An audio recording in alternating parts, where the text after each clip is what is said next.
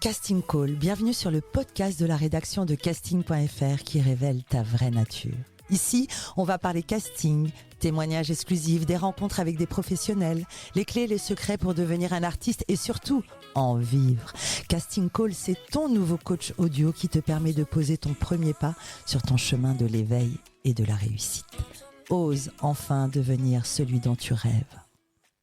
Bonjour et bienvenue sur Casting Call, le podcast de la rédaction de casting.fr. Je suis Soledad Franco et aujourd'hui j'ai le plaisir de recevoir un jeune artiste prometteur venu de loin, très loin, 22 heures de vol, Tahiti, avec 2 heures d'escale à Los Angeles.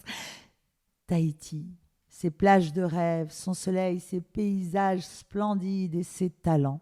Non, c'est pas une reine de beauté. Mon invité du jour a quitté la Polynésie pour s'installer à Bordeaux. Il commence à chanter dans les rues. Puis arrive un jour où les téléspectateurs le découvrent, le 5 octobre 2022 précisément, avec le début de la toute nouvelle aventure Star Academy.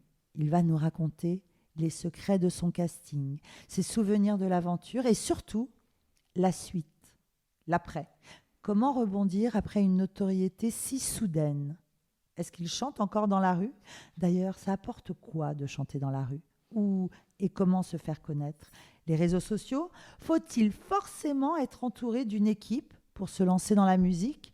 De quoi s'inspire-t-il pour écrire ses chansons ? La réponse est avec votre coach du jour, Senzo. Bonjour Senzo. Bonjour à vous, merci de m'avoir invité. Merci à toi d'être là.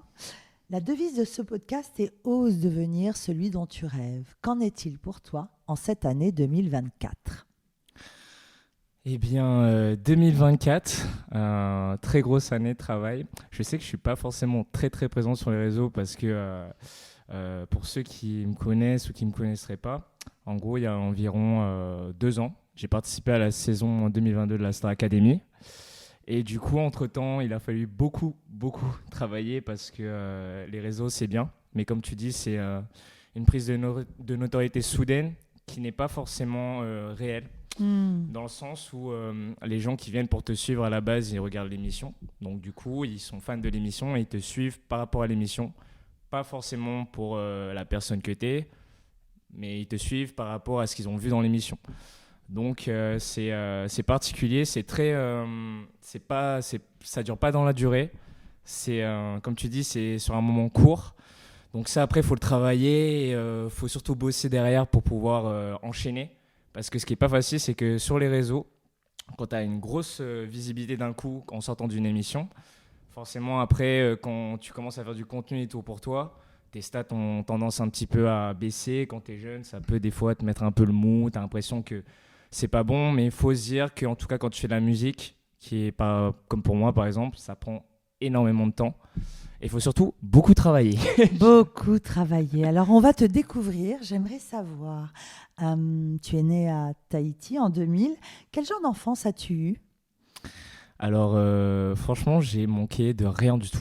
J'ai eu la chance à Tahiti d'avoir une vie incroyable. J'ai jamais manqué de rien. J'avais mes 2 parents aimants. Vraiment, j'ai la chance de pouvoir dire que j'ai jamais rien connu de triste à Tahiti. Et chose d'ailleurs qui est très différente en France quand je rencontre des histoires des gens et tu apprends à connaître des histoires, à rencontrer des gens, tu te rends compte qu'en fait, la vie, c'est pas ça. C'est que Tahiti, c'est beau, c'est magnifique, mais je pense qu'on a une vision très fermée qu'on est là-bas et parce qu'on est dans un paradis idyllique et c'est très dur d'en sortir. La vie, c'est pas ça et en même temps, c'est ça puisque Tahiti existe et c'est une île dans laquelle tu as grandi. On imagine une vie tournée vers la nature. C'était ta vie en tout cas. C'est vrai. Et j'ai eu énormément de chance. Dans quel sens ? C'est très dur à expliquer ça parce que c'est pas en termes forcément de culture ou vraiment de racines parce que moi, je suis un demi-tahitien. C'est-à-dire que ma mère est tahitienne, calédonienne et mon père est français. Donc, j'ai pas forcément cette culture. Par exemple, quand on me regarde physiquement, on se dit pas forcément qu'il vient de Tahiti. Je suis pas le cliché du Tahitien baraqué, costaud, tatoué. Je suis pas ça. Mais je pense que ce que je porte en moi de là-bas, c'est beaucoup plus profond et je sais pas, c'est le mood des îles, c'est la bienveillance des gens. On Alors grandit c'est dans une ça, bienveillance parle-moi incroyable. de ces valeurs avec lesquelles tu as grandi. La bienveillance, quoi d'autre? La bienveillance, J'imagine une vie tournée vers la nature. le respect aussi beaucoup, Le respect de la respect. nature que je rencontre pas beaucoup ici malheureusement. D'ailleurs, pensez à jeter vos cigarettes dans les poubelles s'il vous plaît. Ouais. Non, mais ouais, c'est vraiment le respect d'autrui, de la famille, de la Les liens nature, aux des liens autres. aux autres, s'ouvrir aux autres, toujours être bien avec les autres. Je sais pas, par exemple, un inconnu te demande son chemin à Tahiti. Euh, tu demandes, pardon, toi tu vas à Tahiti, tu demandes ton chemin à un inconnu là-bas de Tahiti. Il te montre le chemin, il te prend par la main, il te dit si tu veux, tu peux aller manger là-bas, tu peux aller faire ça à côté. Enfin, les gens ont le temps en fait de s'apprendre à se connaître, de discuter et c'est hyper agréable. Chose que moi j'ai retrouvé un petit peu en arrivant à Bordeaux, mais qui était quand même différent. Par exemple, c'est très différent de Paris. Paris, il faut se le dire, c'est particulier. C'est particulier. J'ai Alors l'impression quand des tu fois es... d'un peu trop sourire, quoi. Quand je suis à Paris. Continue à sourire, continue à sourire, continue. Alors justement, quand tu étais petit, est-ce que tes parents étaient artistes? Pas du tout. Ok. Alors, mon père, c'était quelqu'un très de la génération de la débrouille. DJ jockey, il avait arrêté l'école très tôt, dans le travail très tôt. La journée, il était en restauration, le soir, il était DJ jockey. Donc, pas artiste, mais très dans la musique. Mon père, Ok. c'est quelqu'un qui m'a fait écouter énormément de musique. Vraiment de tout genre, et ça, j'ai eu énormément de chance. Même en Avec étant une à Tahiti. sensibilité artistique, donc. Pas forcément, en fait. Je pense qu'il aimait tellement beaucoup de choses que du coup, il m'a transmis cet amour d'être un auditeur, un vrai auditeur qui va chercher des sons, qui sortent, qui regarde ce qui se fait. Et c'est vraiment lui qui m'a apporté cette curiosité-là. Et ma mère était une très grande danseuse. Enfin, très grande danseuse. C'était une très bonne danseuse. Et elle adorait ça. Elle était à fond dans le sport. Elle était coach sportif. Donc, je pense Waouh. qu'elle m'a... Parce que j'ai fait aussi la danse quand j'étais plus jeune. Et elle m'a apporté vraiment ce truc d'envie de faire la danse. Et la danse, c'était mon premier amour avant la musique. C'est vraiment ce qui m'a permis, quand j'étais jeune, de m'exprimer avec mon corps, de me sentir mieux, de sortir un peu de ma coquille dans laquelle j'étais, quoi. À quel âge tu as commencé la danse? Alors, j'ai commencé la danse, je crois, 8 ans, je crois, 7 ans, vraiment. Danse j'ai commencé la danse. classique? Non, alors moi, j'ai fait vraiment du hip-hop, de la danse contemporaine. J'ai fait énormément ça, je crois. J'ai fait Waouh. jusqu'à mes 18 ans, vraiment, limite. Jusqu'à tes 18 ans, tu as fait de la danse contemporaine? Jusqu'à mes 18 ans, donc du coup j'ai fait 10 ans de hip-hop danse contemporaine. Et Quand je me on rappelle. connaît l'exigence de la danse contemporaine C'est ça. et l'exigence du lâcher-prise et du mouvement, C'est ça. c'est... Après, ce qui était bien, c'est que dans la danse urbaine et le hip-hop en particulier, justement, c'est qu'il n'y avait pas forcément une rigueur comme tu peux avoir dans le jazz, par exemple, dans le jazz moderne ou ces danses-là, qui fait que moi, ce que je kiffais le plus, c'était pas forcément apprendre des chorégraphies, c'était vraiment faire du freestyle, m'exprimer juste, me défouler. Et la danse, ça me permettait de vraiment sortir de ma coquille, et c'est ça qui me faisait vraiment beaucoup de bien. Le chant est venu vraiment bien après. C'était pas du tout quelque chose qui était en moi où je me disais ouais, je veux être chanteur, je veux faire de la musique. Quand tu étais petit, tu rêvais de quoi? Alors, quand j'étais petit, vraiment, je rêvais d'être président. Ok. Donc, pour te dire, j'ai très vite changé d'avis. Parce que c'est Tu très voulais compliqué. être président Je voulais être président, mais c'est plus... parce que tu voulais changer le monde? Non, je pense que c'est plus que quand j'étais petit, j'étais tout le temps un peu le pitre, j'aimais bien faire des blagues et que je sais pas, je devais me dire, ouais, quand t'es président, tu fais une blague, toute la France va entendre ta blague, tu vois, mais c'est juste, c'est passager, c'est les petits trucs comme ça. Et vraiment, Passager, mais ambitieux. ambitieux, mais ambition à demi-mot.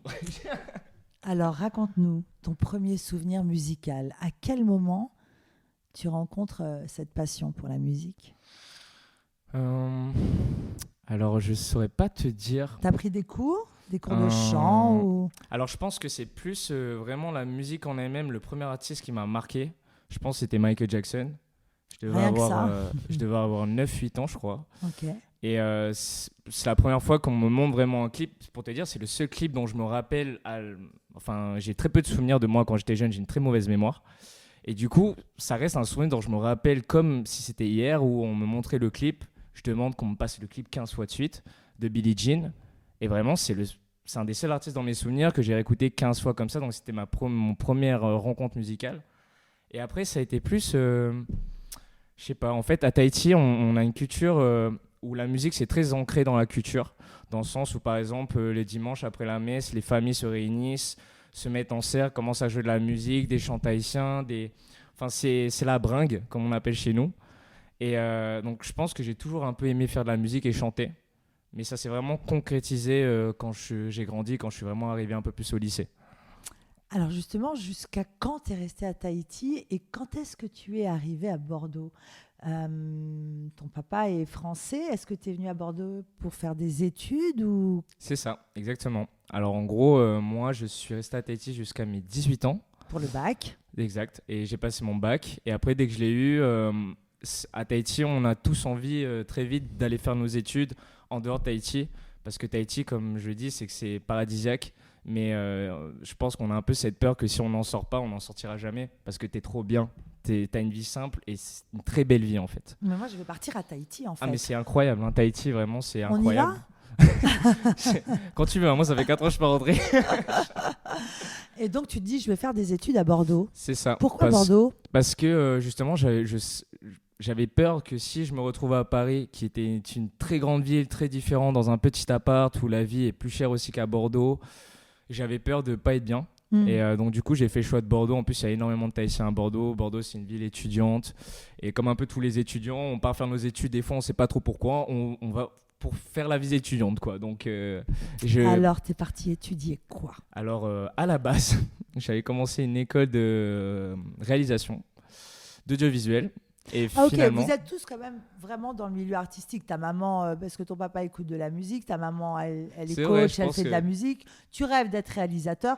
Elle est là, la fibre, quand même. En fait, je pense que je voulais toucher un peu à voir comment ça se passait concrètement ce milieu-là. Et clairement, j'ai fait 2 semaines de cours en audiovisuel. Parce que en fait, j'étais à 3IS, qui est une très bonne école, mais j'étais pas dans un endroit, le campus était dans un endroit qui me stressait ou... Je sais pas comment dire ça. Ah et ouais. du coup, énergétiquement, ça n'allait pas? Je sais pas, je me sentais pas bien. Et surtout à cette époque-là, j'avais tellement pas conscience que je voulais faire de la musique. Genre, j'étais loin de ça. Je savais pas ce que je voulais faire de ma vie. Là, tu chantes toujours pas? Alors, quand je suis à 3IS, je chante, mais comme quelqu'un qui fait des karaokés, comme quelqu'un qui chante comme ça dans la rue, des petits trucs. T'as pas découvert ton talent ou découvert ta voix? Alors si, je pense que j'ai découvert ma voix. T'en as pris conscience? Enfin, genre, je veux dire, je sais que je sais chanter. Parce qu'en fait, direct en arrivant à Bordeaux, en commençant mes études, du coup, après, je suis parti sur des études de communication. J'ai été chanter dans la rue. Mais vraiment, mais voilà. Non, mais attends, les premiers mois. Je suis allée chanter dans la rue. C'est quand même c'est vrai, fou. C'est vrai. Mais j'en parle comme si c'était normal. Mais c'est pas tout le monde qui décide d'aller chanter vrai. dans la rue. C'est vrai, totalement. Tu peux nous expliquer, s'il te plaît, tu joues à la guitare. Tu m'as pas parlé de la guitare. À quel moment tu rencontres la guitare? Ben, en fait, je suis pas un très bon joueur de guitare. Comme je te dis, tu vois, j'ai chanté beaucoup avant quand j'étais au lycée. Mais tu chantais quoi, sous la douche? Non, en mode, si je chantais un peu devant les gens, je faisais des covers sur Instagram, beaucoup. Mais c'était... Ah, mais il est modeste. Tu vois, ça va être difficile de lui tirer les non, les mais verres tu vois, du nez. je pense tu prenais pas au sérieux tout ça. Faire des covers sur Instagram, ça veut dire c'est quoi? que j'ai jamais rien pris au sérieux. En fait, la musique, j'ai pas pris ça au sérieux pendant très longtemps. Je prenais ça vraiment comme un loisir, chanter juste comme ça. Et puis on va se dire quand on est au lycée, voilà, tu sais jouer un peu de la guitare, tu chantes un peu, ça aide un peu avec les filles. Tu pensais pas qu'on pouvait en faire son métier. En tout cas que toi, tu pouvais en faire ton métier. Non, vraiment, je n'avais pas du tout ça en tête. Je réalisais pas du tout de ce que c'était déjà faire de la musique, écrire des chansons. Je te dis, je sortais de Tahiti, j'étais dans mon cocon et j'étais en mode, allez, on fait des études, on voit vers où on va, quoi. Mais tu fais des covers sur Instagram, ça veut dire quoi? C'est quoi faire des covers sur Instagram? Je pense que en vrai, c'est pour te prouver, tu vois, c'est pour te mettre la pression et te dire, ok, là, je chante, je fais une performance devant des gens, je peux pas chanter juste pour moi. Donc, il s'est passé un truc où j'avais besoin aussi de transmettre aux gens quelque chose et juste de vivre quelque chose avec les gens. Pardon, mais s'enregistrer, chanter et balancer ça sur les réseaux sociaux et descendre en bas de chez soi pour chanter dans la rue, c'est quand même soit un besoin d'expression parce que tu as envie d'exprimer et de chanter, ou alors de se challenger. C'était quoi chez toi? C'était vraiment un besoin de se challenger. Je savais que je chantais, je savais que je chantais bien, mais j'avais envie d'aller voir qu'est-ce que ça donne dans la rue quand tu chantes en live devant les gens. Parce qu'il y a des ratés, il y a des trucs où c'est réussi, il faut faire avec. Et surtout, c'est hyper mental de chanter dans la rue. Parce que quand tu chantes dans la rue, en fait, les gens ne sont pas là pour t'écouter. Les gens passent. Donc, quand tu arrives dans une journée, on est tous pressés, des fois on file et on ne fait pas attention aux autres. Et quand tu arrives à arrêter quelqu'un dans la rue, il est dans son truc, il va à 2000 à l'heure, il s'arrête, il t'écoute chanter une, deux chansons, même une chanson, même 30 secondes, ça fait très plaisir. Parce que tu sens que pendant 30 secondes, une minute, tu as changé un peu la journée un peu de la personne. Elle a pensé à autre chose pendant 30 secondes, une minute. Et c'est ça qui me faisait vraiment plaisir en chantant dans la rue. Je recevais des messages de gens, parce que je mettais mon Insta en bas, je faisais la manche aussi. En fait, ça m'aidait à gagner des sons en tant qu'étudiant. Et du coup, ça faisait les deux. Moi, ça me permet de gagner un peu de sous. La guitare, tu as découvert quand la guitare? Alors la guitare, j'ai pas vraiment découvert pareil. C'était très tard. C'était enfance la guitare pour le coup, tu vois. C'était après avoir chanté dans un la rue. magasin, tu t'es acheté une guitare? C'était même pas. C'était mon ex qui me l'a offert. Merci d'ailleurs à cet ex-là. Comment s'appelle-t-elle? On va la saluer. Elle s'appelle Sia. Merci. Elle s'appelait. Elle s'appelle Sia. Ah, elle s'appelle. Et du coup, d'ailleurs que j'ai rencontré aussi en chantant dans la rue. C'est très drôle. En fait, quel joli prénom. Ma vie n'est faite que de trucs aléatoires qui sont faits que ça s'est bien passé. De trucs aléatoires ou de rencontres? De rencontres. Vraiment, c'est fait que de rencontres. Sia t'offre une guitare, tu commences à gratouiller la guitare. Et je commence à écrire. Du coup, je commence à composer pendant le premier confinement. Ok. C'est vraiment la première fois. Ce confinement. Voilà, il fallait tout s'occuper. Et moi, je savais que je voulais chanter. C'est juste que je faisais des covers depuis un petit bout de temps déjà. Et que j'étais en mode, ok, là, j'ai envie de faire d'autres choses. J'aime bien chanter, mais que... Alors, c'est très personnel comme avis sur moi-même et qui n'est pas forcément l'avis des gens des fois avec qui je suis, mais j'avais un complexe sur ma voix, dans le sens où je savais que je chantais très bien, mais que je ne savais pas comment exprimer ça en français et dans certaines compositions, et je sais pas, c'est pas que les gens pour moi qui interprètent n'ont pas de mérite, parce qu'interpréter c'est un art total et c'est incroyablement dur, il faut être un très grand chanteur, mais je sentais que c'est comme si moi ma force elle n'était pas forcément là, et que j'avais plus envie de raconter des histoires, écrire des chansons. Et c'est comme ça vraiment que je me suis mis à composer pendant le premier confinement et que j'ai pas arrêté. Et jusqu'à aujourd'hui. Hein. Une véritable inspiration. C'est fou. Et à quel moment tu descends dans la rue et tu commences à y chanter? Alors ça, c'est vraiment en arrivant à Bordeaux. Direct, je dis à mes parents, est-ce que je peux m'acheter une petite enceinte portative, un micro ? Et j'ai été dans la rue en mode, j'ai mis des karaokés acoustiques sur YouTube et j'ai été chanter ça dans la rue. Donc en vrai, il n'y a pas d'excuse, tu vois. Tous les gens qui sont là, on peut pas chanter dans la rue, j'ai pas de guitare.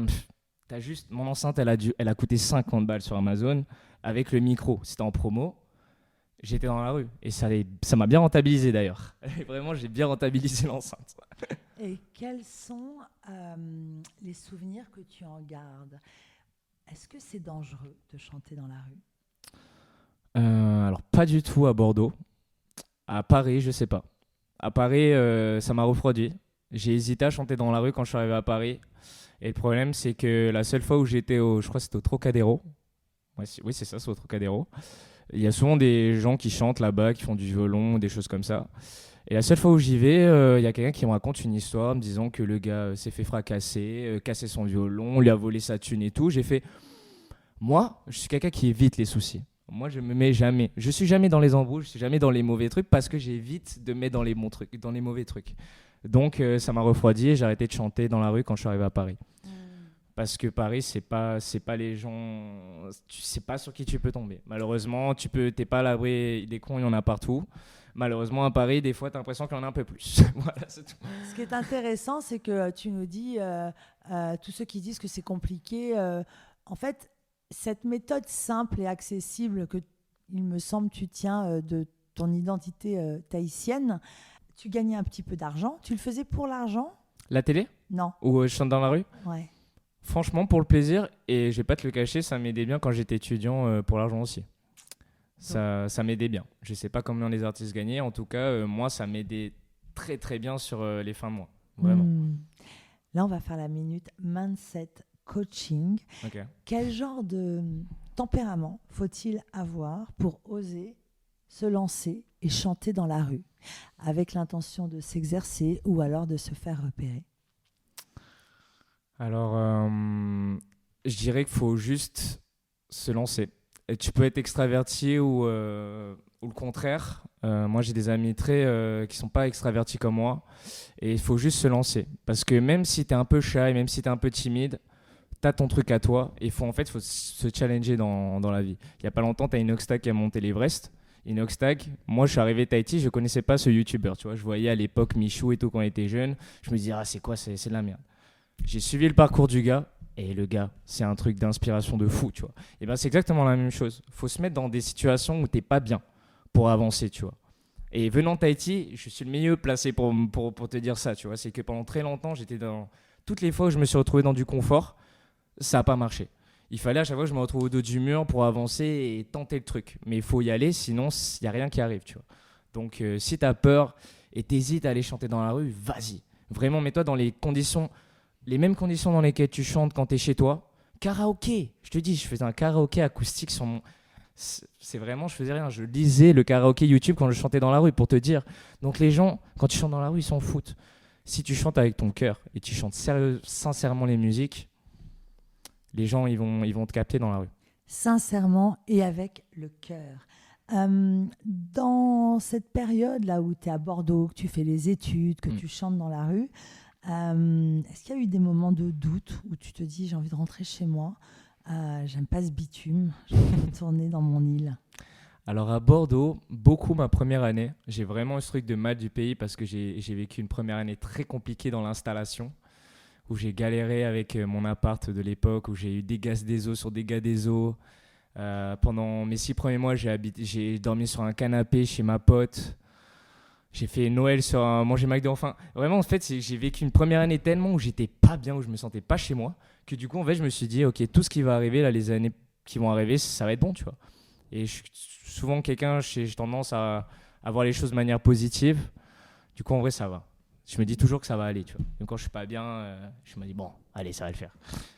Jusqu'à l'aventure en 2022 de la Star Academy.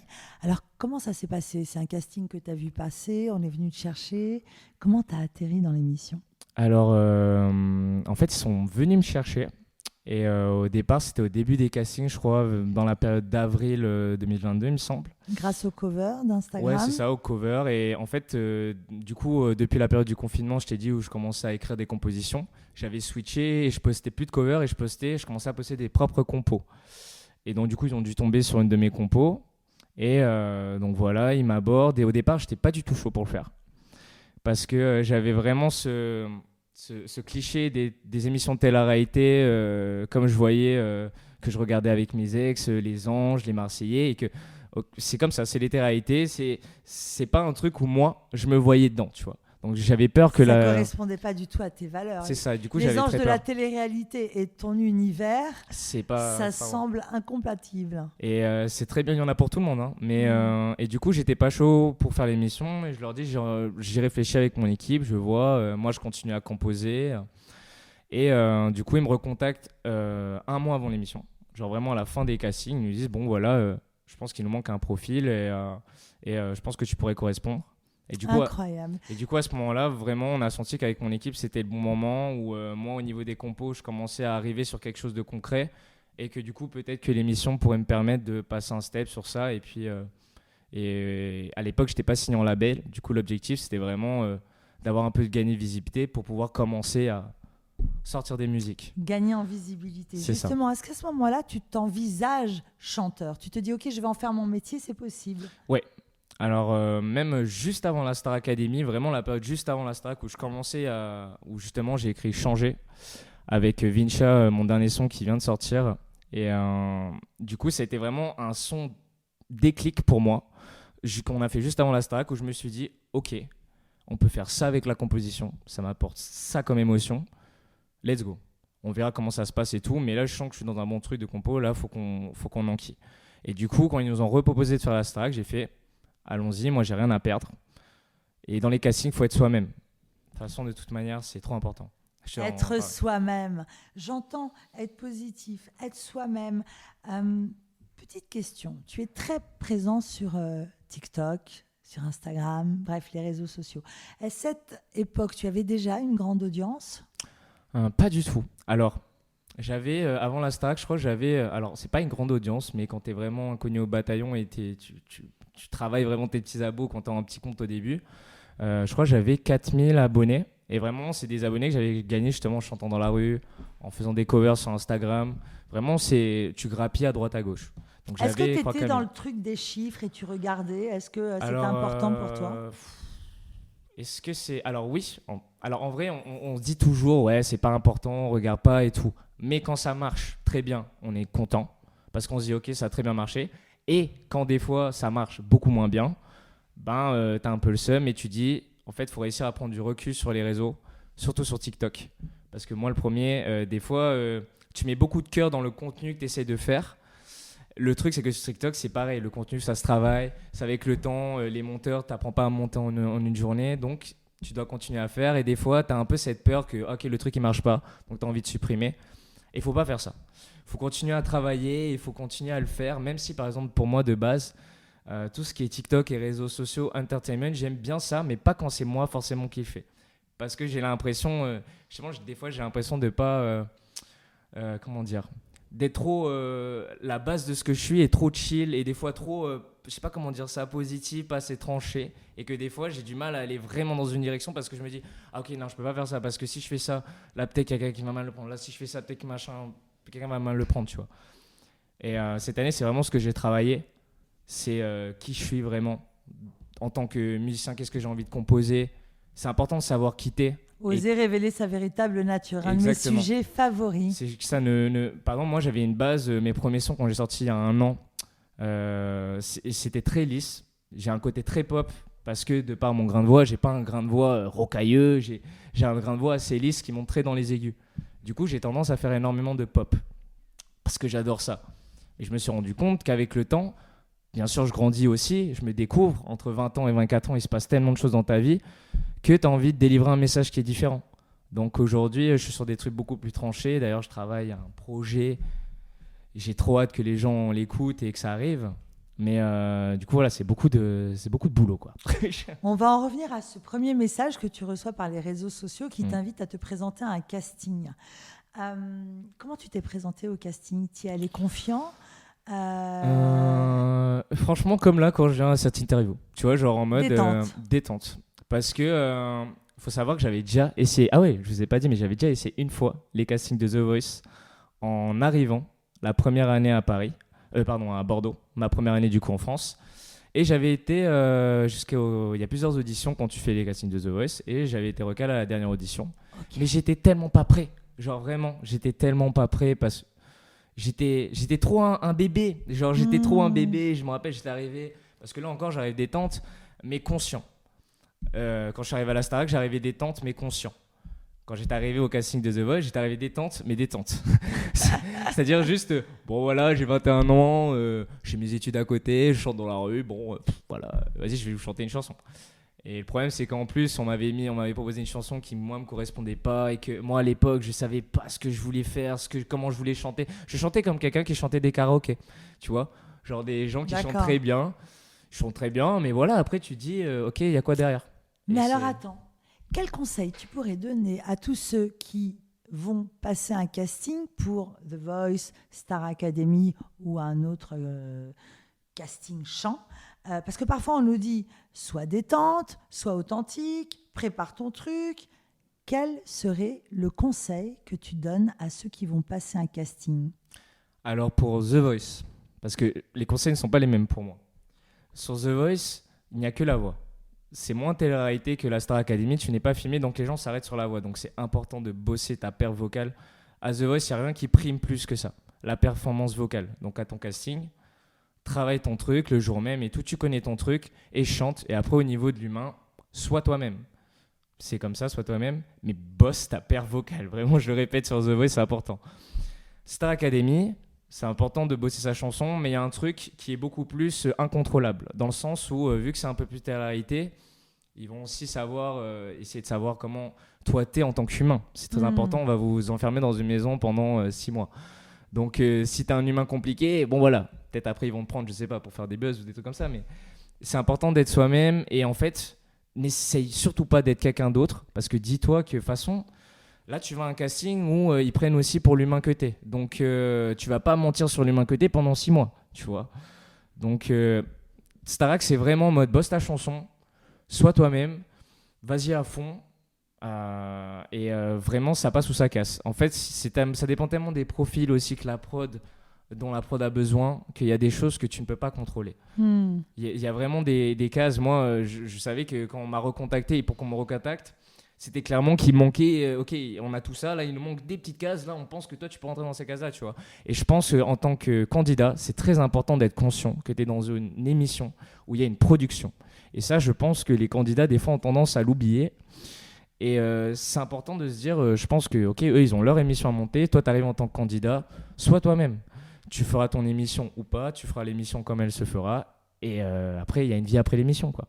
Donc, voilà. Mais soyez vous-même, surtout quand vous allez au casting de la Starac. Je vois plein de gens qui me demandent moi des messages. Est-ce que tu as des conseils? Je fais, après, moi, j'ai pas de conseils. Je suis pas... Les gens, beaucoup de chanteurs rêvent de faire la Star Academy. Ça, bien sûr. Et je comprends là, avec le succès de la dernière saison. Je comprends tout à fait. Mais il faut pas se tromper de pourquoi tu fais une émission. Il faut pas oublier que, par exemple, nous, je me rappelle, et je pense que c'était pareil cette saison, pour les avoir rencontrés, c'est que aucun de nous faisait l'émission en mode... pour la célébrité, pour la recherche d'être d'audience. Après, en tout cas, moi, je sais que c'est pas mon cas. Peut-être, au fond, il y en a que c'était différent, tu vois. Mais je pense que la plupart, on était des gens simples qui juste voulaient faire de la musique et réussir à percer dans la musique. Et pas genre... pas faire forcément de l'influence. Devenir chanteur et peut-être même en vivre, mais surtout pas devenir célèbre. C'est ça. En vrai, si on peut éviter. Mais bon... Parlons de cette notoriété, justement. Quand tu es sorti de l'aventure, tu viens de nous raconter que tu t'étais mis un peu en retrait sur les réseaux sociaux. On a reçu pas mal de personnes qui nous racontent que produire une vidéo sur TikTok, c'est 4-5 heures de travail. Tu confirmes ? Alors, moi, justement, j'évite de me mettre 4-5 heures, justement, pour réussir à en faire d'autres. Parce que si tu me fais 4-5 heures sur une vidéo... et qu'au final ta vidéo elle fait pas de vues, des fois ça peut vraiment plomber le moral. Ça me paraît vertigineux et je me dis mais c'est des réalisateurs. La jeunesse d'aujourd'hui... Il faut savoir tout faire parce qu'aujourd'hui on est dans une génération où il y a énormément d'artistes indépendants. Donc tu dois savoir tout faire et aujourd'hui par exemple les labels n'investissent plus et ne mettent plus énormément d'argent sur des artistes auxquels soit ils ne croient pas à fond, soit il se passe pas un vrai truc sur les réseaux. Donc, il faut soit avoir un levier ou l'autre. Musicale a changé et les rôles sont inversés. Il semblerait que les chanteurs d'aujourd'hui aient à travailler sur tout. C'est ça. C'est-à-dire, raconte. Je pense qu'il faut travailler déjà de base sur ta musique, ta chanson, qui tu es. En fait, que ça passe du visuel à l'écriture des chansons, à la musique, à la production des chansons, à la réalisation, que ça soit des clips, du son. Il y a tellement de choses que je pense aujourd'hui un artiste, tu es obligé d'avoir le nez dans tout. Même si tu ne sais pas tout faire, moi je suis incapable de me poser sur un ordinateur et de produire une instru ou de produire un type beat.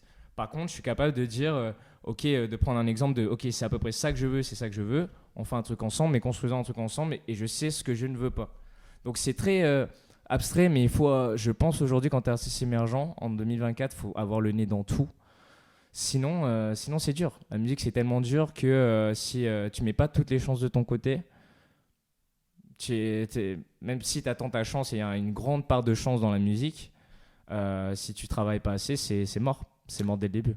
Tu referais la Starac ? Franchement, non. Parce que c'était une étape. Genre, je pense que ça a été une étape très importante. Moi, pas forcément dans... Enfin, si, parce que ça m'a apporté la visibilité nécessaire pour pouvoir signer en label. Et en tout cas, attirer la curiosité des labels sur ma musique.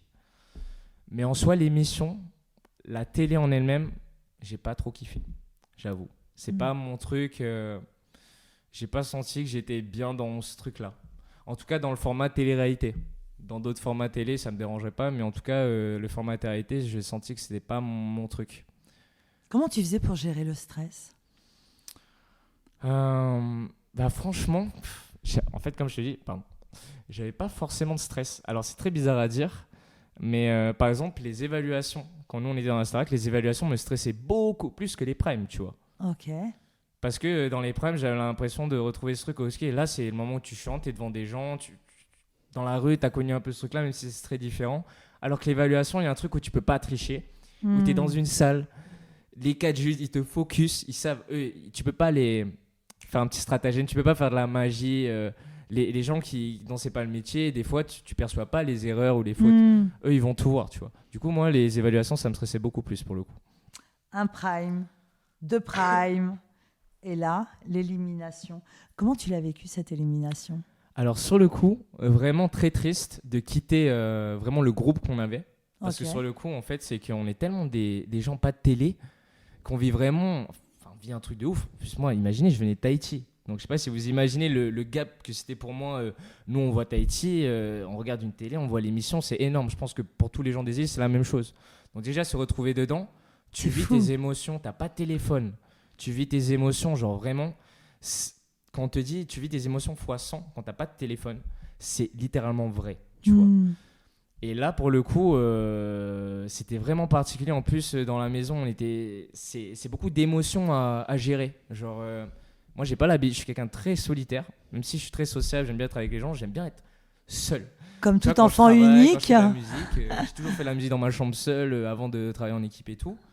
Et là, pour une fois, j'étais en mode, waouh, t'es dans une maison de 12 personnes. Il y a du bruit partout, faut être sympa avec tout le monde parce que en fait t'es dans ce stress. Par exemple, moi j'adore l'humour noir.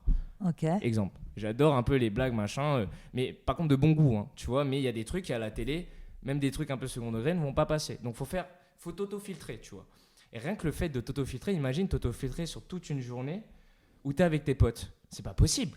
C'est clair. T'imagines. Parce que t'oublies les caméras en plus. Ah mais franchement les caméras tu les oublies très très vite, tu vois.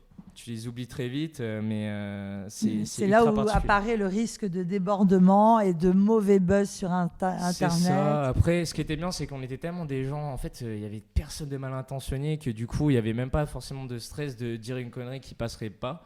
Je pense qu'il y avait des gens qui avaient des trucs à dire, mais ça allait, tu vois. Ça restait genre des gens qui se disent comme une colo normale, des trucs simples, tu vois. Donc l'élimination te rend triste. C'est ça, plus de quitter le groupe. Par contre, j'étais très content de rentrer chez moi.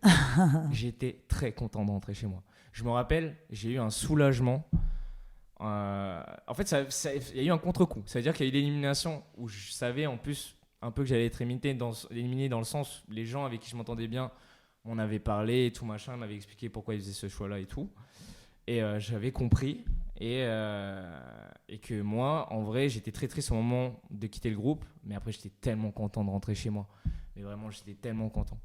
J'ai eu un soulagement. En plus, à l'époque, j'étais avec ma copine de l'époque. Du coup, très content de retrouver ma copine. J'étais en mode yes, let's go, tu vois. Donc, moi, il y avait quelqu'un qui m'attendait à la maison. Donc, c'était différent. Je pense que quand tu vis seul, ça a peut-être une émotion différente, tu vois. Mais moi, j'étais tellement content de rentrer. Je sentais que j'avais perdu 5 kilos alors que j'étais resté que 2 semaines. Enfin, j'étais dans un truc où... Pourquoi tu avais perdu 5 kilos ? Parce que je pense que c'est un mélange de tout. L'environnement, je te dis, je suis un gars de routine. Malheureusement, c'est que dès que je suis dans une bonne routine, dès que je change de routine, le corps, il prend un petit coup. Il faut un peu de temps d'adaptation et après, ça passe. Et là, le problème, c'est que je suis arrivé dans un truc où j'avais plein de trucs différents à gérer. Et moi, comme je te dis, je suis tout le temps en mode positif, en mode je gère le truc, tu vois.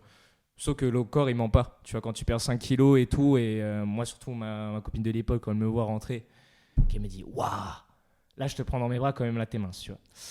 Donc, c'était quelque chose. Mais c'est pas du tout par rapport à cause de l'émission. Hein. C'est vraiment moi, comment j'ai géré le truc et émotionnellement, tu vois. Et je l'ai très bien géré. Bon, j'avais perdu un peu de poids, mais je pense que tout le monde avait perdu du poids dans l'émission, tu vois. 2 semaines coupées du monde, enfermées dans cette maison. Quand on rentre chez soi, qu'est-ce qui se passe ? On regarde toutes les vidéos, on se regarde soi-même, on va sur Internet, on regarde les commentaires. Qu'est-ce qu'on fait quand on rentre chez soi ? Alors moi, j'ai eu la chance d'avoir un récap total parce que vu que nous, on n'a pas... En plus, moi, j'étais pas du tout sur Twitter. Même encore aujourd'hui, j'ai pas Twitter. J'aime bien y aller des fois pour regarder parce que ça me fait rire. Mais moi, j'ai eu un récap de mon ex. Et d'abord, moi, je lui ai expliqué comment ça s'était passé, moi, mon aventure. Dans les insides, dans les coulisses, entre nous, vraiment, exactement comment ça se passait entre nous, tu vois. Et elle, après, elle m'a raconté son récap du truc. Donc c'est marrant parce que des fois il y a des petits trucs où tu dis ah d'accord, t'as vu ça. Donc du coup tu dis ok, je vais aller regarder l'émission en entier parce que je pense que c'est important quand tu sors de cette émission, surtout moi qui voulais faire de la musique après, faut avoir conscience juste de comment les gens t'ont perçu. Parce qu'au final, en plus, tu te rends compte que les gens en fait t'ont perçu à 15%, tu vois. Donc faut être conscient de ça pour attaquer la suite. Donc moi je t'avoue que je suis sorti, j'ai regardé le truc et tout machin. Franchement, je l'ai bien vécu. J'en ai beaucoup ri. Genre, franchement, j'ai beaucoup ri de moi. Genre, mais je me suis rendu compte aussi de certaines choses. Par exemple, je me suis rendu compte qu'en ITV, des fois, j'avais l'air très fatigué. ITV interview. C'est ça, en interview, les face cam que vous voyez quand on parle, on fait le résumé de la journée et tout. Pourquoi t'avais l'air stressé? Alors non, j'étais pas du tout stressé, j'étais fatigué. Ah, fatigué. Mais ça, c'est parce que les ITV, on les fait à différentes heures de la journée. D'accord. Et moi, j'avais pas beaucoup d'ITV. Du coup, mes ITV, souvent, elles étaient le soir au moment du coucher. Donc forcément, le problème, c'est que... Et le problème, c'est que je suis tellement un gars naturel que je vais aller à l'ITV, tu sais, on m'appelle à l'ITV, limite, je quitte mon lit, je vais à l'ITV, et tu sais, j'y vais comme ça, un peu endormi. Authentique. Bonjour, ouais, alors ça. Et le problème, c'est que, en fait, parler d'un air monotone, ça passe dans la vraie vie et c'est normal. Le problème, c'est que parler d'un air monotone, trop monotone, quand t'es en ITV, ça passe pas. En fait, t'as l'impression que t'as pas d'émotion, ou je sais pas. En tout cas, moi, quand je me suis regardé, j'étais en mode... je comprenais pourquoi il y avait des potes qui m'avaient envoyé des messages en mode gars, mais en fait, on t'a vu, t'étais éteint dans l'émission. Ah. On m'a dit, gars, t'étais éteint dans l'émission. Et du coup, j'ai voulu comprendre pourquoi on me disait ça, tu vois. Et en vrai, j'ai compris pourquoi on me disait ça, tu vois. Vraiment, il y a eu des trucs, j'étais en mode ok, bon. Ok, j'avoue là. Donc, c'était un peu le côté relou de la télé, mais qu'on savait pourquoi on signait. Dans le sens où rien n'a été inventé. Mais en même temps, les gens doivent faire une émission avec ce qu'ils ont. Et le problème, c'est qu'on est dans un groupe où jamais il se passe rien. Donc, il faut qu'ils fassent leur émission. Et tu parles de signature. On enchaîne sur le label Playtoo. C'est ça. Pas n'importe lequel. C'est grâce à la Starac que tu as signé chez eux? Alors, c'est grâce avant tout à Romain Bottier, qui est mon producteur. Et du coup, ami et personne avec qui je bosse depuis, ça va faire 3 ans maintenant. Donc, avant ou après la Starac? Alors lui, je l'avais rencontré justement pendant mon confinement, juste après mon confinement. Par hasard? Non, pareil, il m'avait envoyé un message sur Instagram. Ok, donc les gens sont venus à toi grâce à tout ce que tu faisais sur les réseaux sociaux. C'est important de le dire, parce que même si tu n'avais que, entre guillemets, 4000, c'est pas l'audience qui est le nombre, c'est la qualité. Exact. Et ces petits 4000, qui est déjà pas mal, ça t'a ramené quand même des rencontres, la Starac et ce producteur qui t'a repéré sur les réseaux sociaux. Totalement. Donc encore une fois, ça nous rappelle qu'il est important de travailler son image et de partager son travail. Peu importe que vous ayez 200, 300 followers, ce qui est important, c'est que vous allez attirer des choses positives et les bonnes personnes. Parce que si vous faites rien, il va rien se passer en fait. Et c'est ce que je dis même à des potes à moi qui font de la musique, qui font du rap ou des trucs comme ça, qui sont très forts. Mais que le problème, c'est qu'ils sortent pas de trucs. Du coup, tu peux pas faire la rencontre avec quelqu'un d'autre. Et moi, ce qui m'a aidé, c'est que j'ai eu la chance de faire des rencontres incroyables depuis que je suis en France. Que ce soit Romain Bottier, que ce soit Vincha, énormément de gens, Playtoo également. Grâce à quoi, d'après toi? Je pense que j'ai toujours été ouvert aux rencontres. Faut pas se fermer aux rencontres. Des fois, faut savoir aussi faire conscience. Moi, je pense que j'avais une certaine naïveté aussi en venant des îles qui, par chance, moi, ne m'a pas causé de problème. Bon après j'ai changé un petit peu avec le temps parce que faut être moins naïf quand même, il faut grandir un peu, mais c'est important. Tu sais que tu as dit conscience à la place de confiance. Ouais, c'est ça, être conscient en fait en fait être conscient des choses. Je pense que c'est bien de garder une naïveté et un truc où tu ne juges pas la personne que tu as en face de toi avant de connaître les choses, et ça des fois c'est très dur. Parce que des fois, c'est très facile. Par exemple, moi, mon producteur, aujourd'hui, il m'a envoyé un message à l'époque sur Instagram. Il te dit, oh, voilà, j'ai un studio, je fais ça. Première chose que tu vas checker, en plus, je venais de Bordeaux. Donc, j'étais en mode, faut check un peu, tu vois. Donc, tu vas regarder et tout. Tu peux te faire des idées sur la personne, par rapport aux gens qui bossent, par rapport à la musique. Et il faut éviter ça. Des fois, il faut juste apprendre à rencontrer la personne. Et des fois, parce que des fois, ça va matcher avec quelqu'un et des fois, ça va pas matcher avec quelqu'un d'autre, tu vois. Donc, sortez des trucs sur les réseaux. Restez ouvert aux rencontres et des fois n'ayez pas peur d'aller à la rencontre des gens parce que les rencontres faut les provoquer. Les rencontres faut les provoquer. Donc ce producteur te contacte et te propose d'aller en studio. C'est ça. Et je commence du coup mes premières vraies sessions studio à construire de la musique.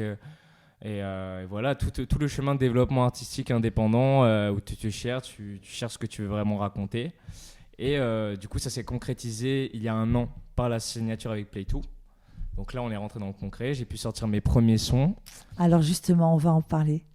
Ça t'a pris du temps. Tu as trouvé ta place, tu as trouvé ton style. Comment tu le décrirais, ton style ?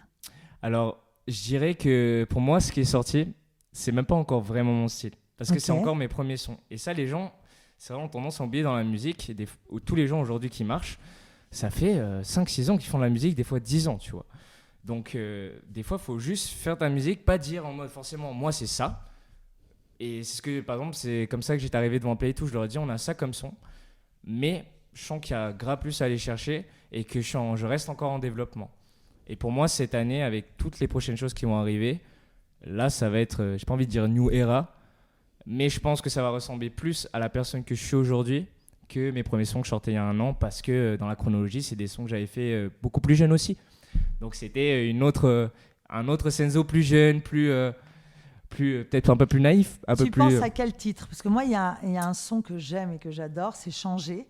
Un titre que tu sors cette année, mais que tu chantais déjà il y a 2 ans dans la Star Academy. On se rappelle de ces images de toi, guitare à la main. Pourquoi est-ce que tu as pris autant de temps à sortir ce titre ? Eh bien, justement, parce qu'en sortant de la Star Academy, je n'étais pas signé. Et du coup, il fallait qu'on monte un peu un projet. On savait qu'on avait quelques sons qui étaient bien. Mais pour présenter un produit à un label, il faut qu'il puisse visualiser le projet.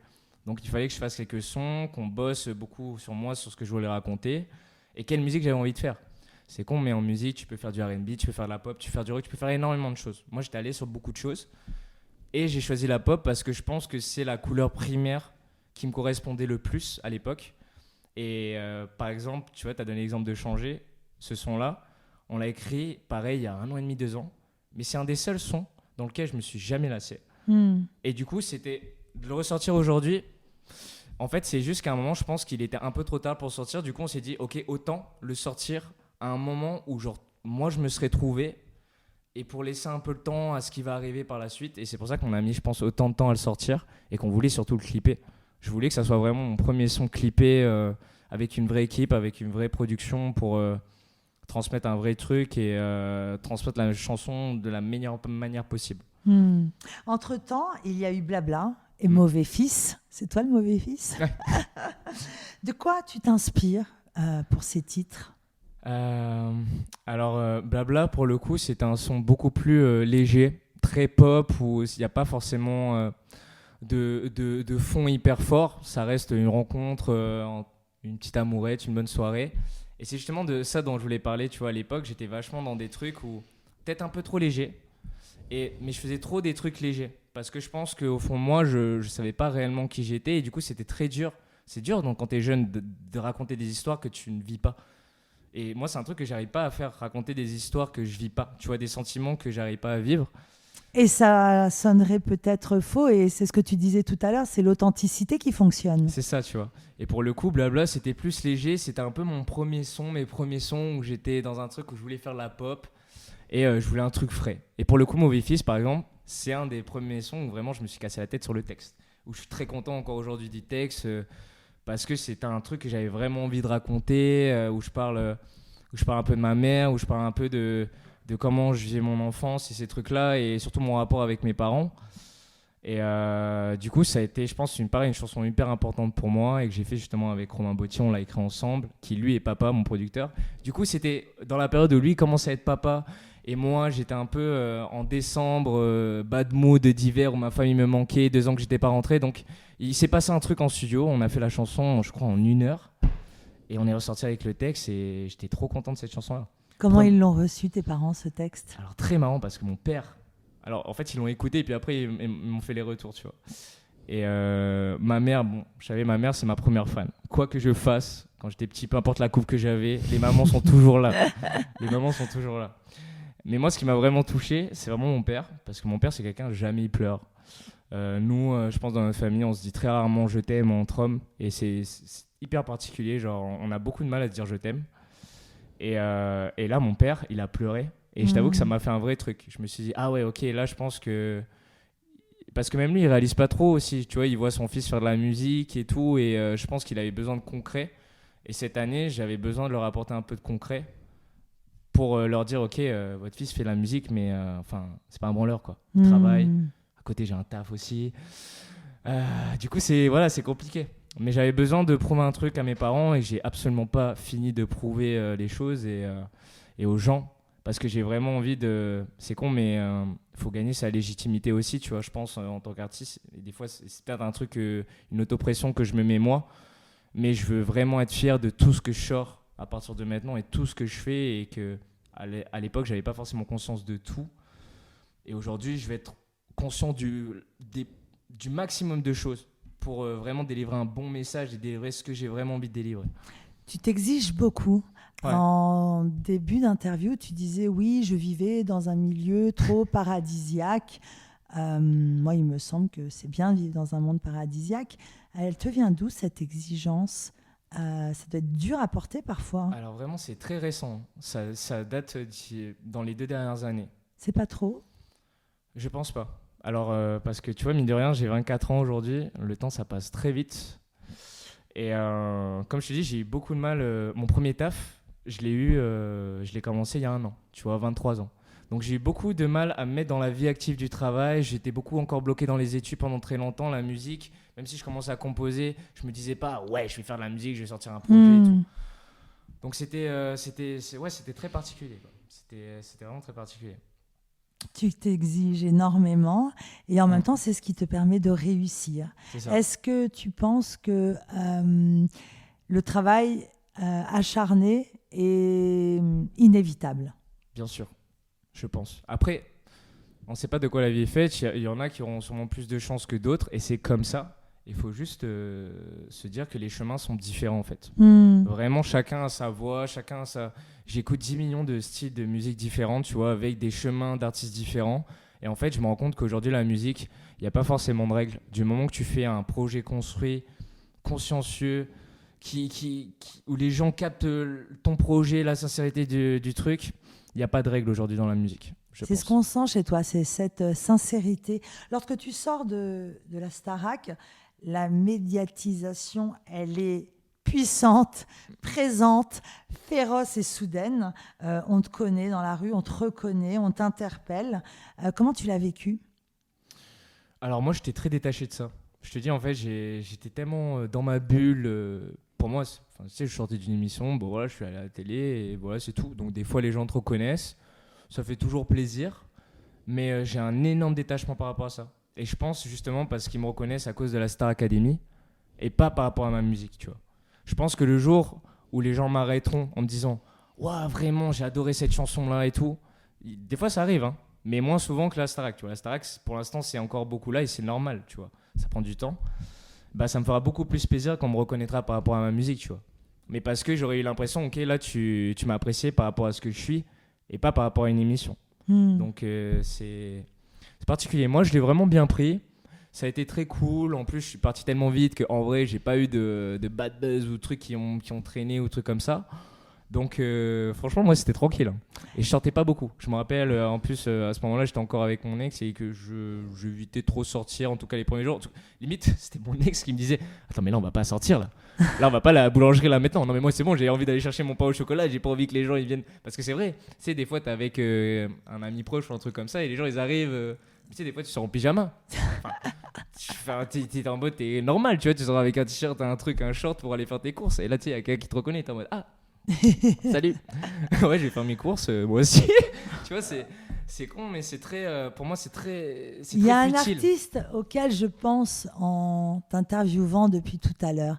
Je ne veux pas te dire lequel. Je voudrais juste que tu me dises qui est-ce qui t'inspire ou quelle est la carrière que tu aimerais suivre ou avoir voilà, dans tes pensées, dans tes rêves. Franchement... Un artiste, un chanteur américain, français. Franchement, en vrai, aucun. Parce que vraiment, je te jure que j'envie aucune carrière. Dans le sens où il y a des trucs, je sais que c'est pas atteignable, ça c'est pas atteignable. Et que le problème, c'est qu'à envier les trucs, à vouloir la carrière de quelque chose... C'est pas s'envier, c'est s'inspirer. C'est vrai. Par exemple, tu vois, moi, je m'inspire plus dans les... quand je regarde des ITV, j'adore regarder des documentaires d'artistes, des trucs comme ça. Comme qui? Ça va être très ricain, mais ça va être plein d'artistes, en fait. Ça va pas être une personne en particulier, par exemple. Comme tu vois, ça, auquel tu je penses. peux regarder des reportages sur Kanye West, des reportages sur Anderson .Paak, par exemple, qui sont des gars très ricains, mais très musicales, qui ont, dans la musique, qui ont des visions très globales de la musique, tu vois. Du coup, c'est très inspirant d'entendre des histoires comme ça, des gars qui sont devenus très énormes, avec des vrais trucs de... Tu sais, pas des trucs, des phrases que tu entends en interview, ou des trucs vraiment de documentaires, où tu vois les gars, ils sont en studio, ils se parlent entre eux, et dans la manière d'être, l'humain que t'es, je pense que c'est hyper important dans le travail, tu vois, parce que moi, je sais que dans la musique, les rencontres, elles se font parce que, avant la musique, parce qu'avant, il y a un vrai truc humain, tu vois.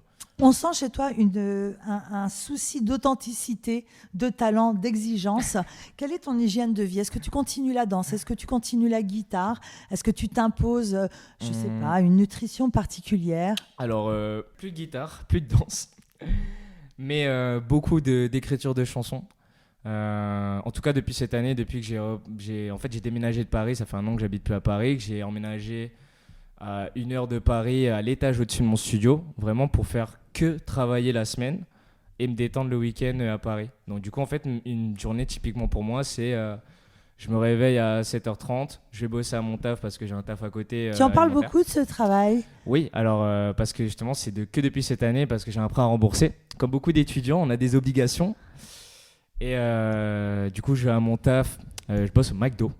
À côté. C'est incroyable. On vient de recevoir une artiste qui nous disait la même chose et je célèbre ton authenticité. En vrai, c'est important de dire ça. Je célèbre ta franchise parce qu'il est important de le dire effectivement. Aujourd'hui, en 2024, il faut arrêter de penser que c'est facile. De fou.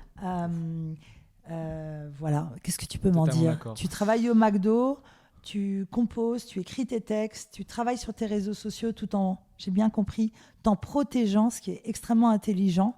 Qu'est-ce que tu as envie de partager auprès des auditeurs qui rêvent de devenir chanteurs?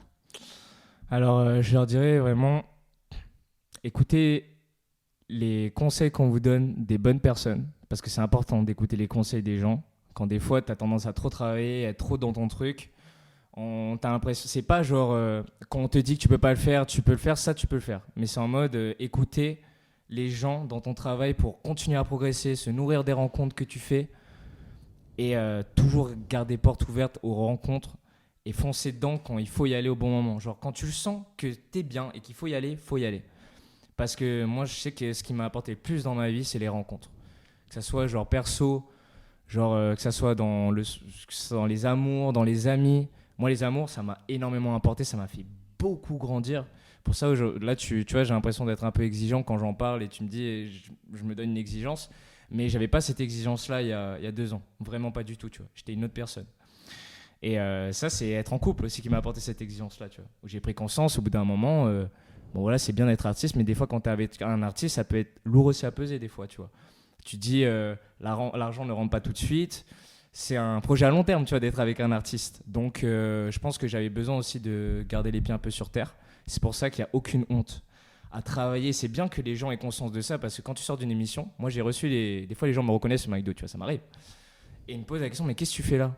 Et je leur dis, mais vous savez, c'est pas parce que tu as des abonnés sur Instagram, ou en tout cas, quand tu fais pas l'influenceur, quand tu fais pas le placement produit, tu ne gagnes pas d'argent sur Instagram. Donc, il faut bien que les gens aussi se prennent ça dans la tête et comprennent que en fait, la vie, elle est dure pour tout le monde.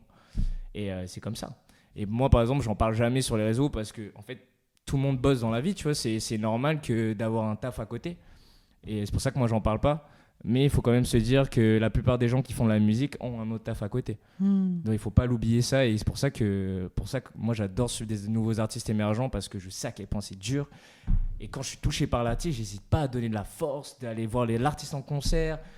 C'est trop important. Vraiment, c'est trop important. En tout cas, tu es bien organisé parce que tu vis au-dessus de ton studio. Qu'est-ce que tu nous prépares en 2025? Eh bien, écoute, je pense un projet. Je peux pas encore dire quand. Tout à l'heure, tu nous disais que tu avais envie de nous le présenter. J'espère printemps 2025, mais on sait jamais. Genre, souvent dans la musique, on annonce des dates, mais on ne sait pas réellement quand ça va sortir. Donc, En tout cas, tu travailles en de tout cas, je façon travaille acharnée. très fort dessus. Chaque jour, c'est dans ton studio. Qu'est-ce que tu dirais au petit Senzo qui vivait à Tahiti quand il était petit et qui dansait le modern jazz, Du hip-hop plutôt. du Mais hip-hop? t'inquiète. Qu'est-ce que je dirais? Écoute, je me suis jamais posé ces questions. Kiffe bien ta vie à Tahiti comme tu es en train de la kiffer. Parce que tu as plein de choses à découvrir en dehors de Tahiti, mais profite bien de Tahiti. Voilà. Plus que tu ne le fais actuellement. Chose que tu n'as pas forcément conscience quand tu es jeune, quand tu as la chance d'être dans un endroit comme ça. Et pour tous les gens qui sont à Tahiti, on ne sait jamais si un Tahitien tombe dessus. Et quand tu sortiras à Tahiti, tu vas voir, ça va te faire du bien. Et force à tous mes Tahitiens, si jamais il y a un Tahitien en France qui entend ça, vous inquiétez pas, c'est bien la France. C'est bien la France et on a toujours une maison qui nous attend de toute manière. On pourra toujours y rentrer. Donc, n'y rentrons pas trop vite. Senzo, merci pour ce délicieux moment Merci à toi. et à très bientôt.